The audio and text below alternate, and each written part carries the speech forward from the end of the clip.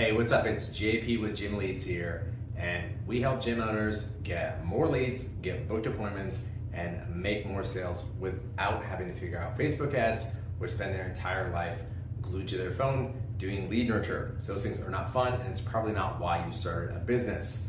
Now, moving on, let's talk about sales process today. So we're gonna go over three things. And before I get into what the three different options are, I interviewed a lot of gym owners, well over 100, to figure this out. And what I figured out is that they didn't have a consistent front-end sales process to turn leads into members. And there are multiple pieces of that process. Basically, well, generating leads is another thing, but what is the actual process you take people through to get them into the gym and sit down in front of them and get them to sign up for something? That's number one.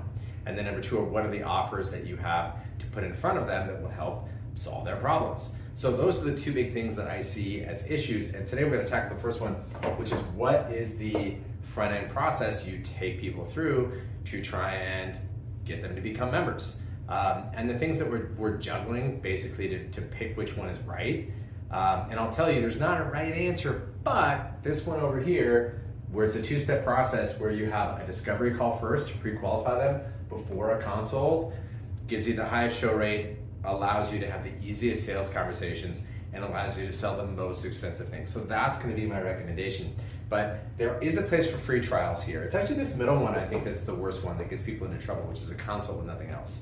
So let's go through this. Now, let's start at free trial. The things that we are considering with all of them are: how much time does it take you to do it? What's your show rate, and how much money can you make? What can you sell on the front end from it? There are some other things such as the skill involved, but we're gonna omit that for now. We're just gonna say you'll get the reps and that'll come. So we're just gonna focus on those three things. So free trials go straight to class. We'll talk about that part after, but free trials. Why would you run free trials? How to run free trials successfully? So you would run free trials. If you're doing a really high volume business, you can do free trials. But I don't really enjoy them. I think really the only case for free trials, and let's talk like more of a boutique style gym, CrossFit, F45, Orange Theory, etc. I think they do work well with like a bring a friend style thing, but I think the only real place for them, at least in my opinion, is when you don't have time, you personally don't have time to sell, or you don't have staff that can sell in your absence. Because you're gonna get the lowest return on this. You're gonna have somebody show up, you give them a free trial, and then you ask them if they wanna join after, very, very soft sale. And so anybody can do it, but you're not generating a lot of front end revenue, and you're not really gonna get the chance to solve that person's problem. So the way to do this, because again, there is a season and a reason to offer free trials at some point. Again, those instances I recommended of you not having the time or not having the staff to do it, this is the way to convert your free trials. You offer them a free trial week. So they come in for a free trial class, and then you say, hey, that was super fun, wasn't it? Yeah, you did a great job. Awesome, sweaty high five. And then you offer them a free week. So they will be obliged, because you've offered them a free week, to go along with what we call the Netflix close. And this is something I got from Will Hurst, and it works super smooth. Basically, it's, hey, I want to give you a free week, and after the free week's up, you're just going to continue on to one of these memberships. You could do 3 sessions a week or 5 sessions a week.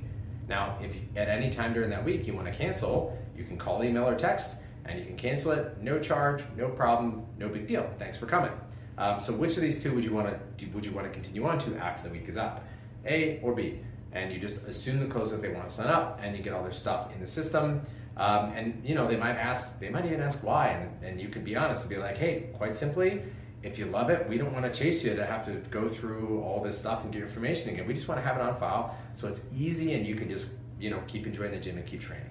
And that really is the reason. You don't want to resell people, you don't want to chase them. So that's why you do free trials, and that's how you do free trials. Now let's compare. So free trial goes straight to class. Actually, let's go ahead and map out the rest of what it is and what it isn't.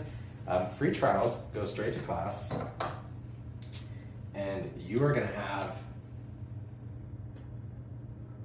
low show rates with this. It is free, so you're going to have a lot of people raise their hand and say, yeah, I want it, but because there's no commitment, you're going to have a lot of people decide to stay home and watch Netflix instead. You are going to make the least amount of money doing this because you don't really have a chance to sell them something else. And it's going to take the smallest amount of time. So we're going to do a little baby T over there.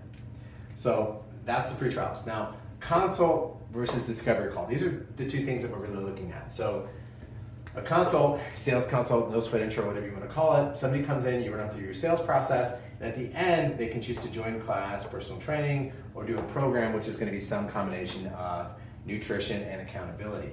The thing that I don't like about a sales consult, mainly from the buyer's perspective, is what is it? Why should I come? A lot of people know that a no sweat intro or a tour and an intro is just code for sales. They're going to show up, they're going to get pitched. So a lot of people won't want to do that. You have to give them a compelling reason why. The discovery call is what frames that. So if we come over here and we figure it out, on this, you're also going to have low show rates because that person's not invested.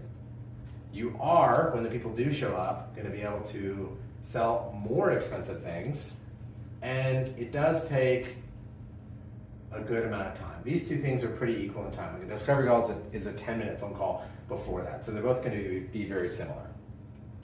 So the main mistake that gym owners make on the consult is they don't frame it as something that's valuable for the person, right? You can add a hook into it, you can bribe people, you can do a free assessment in-body scan, you can do a free shaker bottle, free t-shirt, whatever.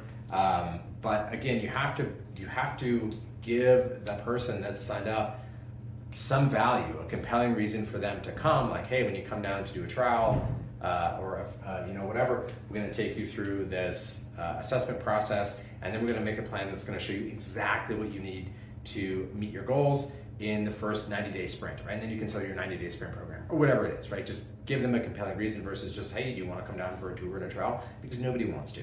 Now, moving on to the discovery call option. So discovery call is a pre-qualifying call, and it takes 10 minutes, and it is awesome. The way you do it is you call them, you pre-frame the call. You should always be pre-framing your appointments because that sets you as the one who is controlling the flow of the conversation, controlling the framework. And you say, hey, I've got 10 minutes.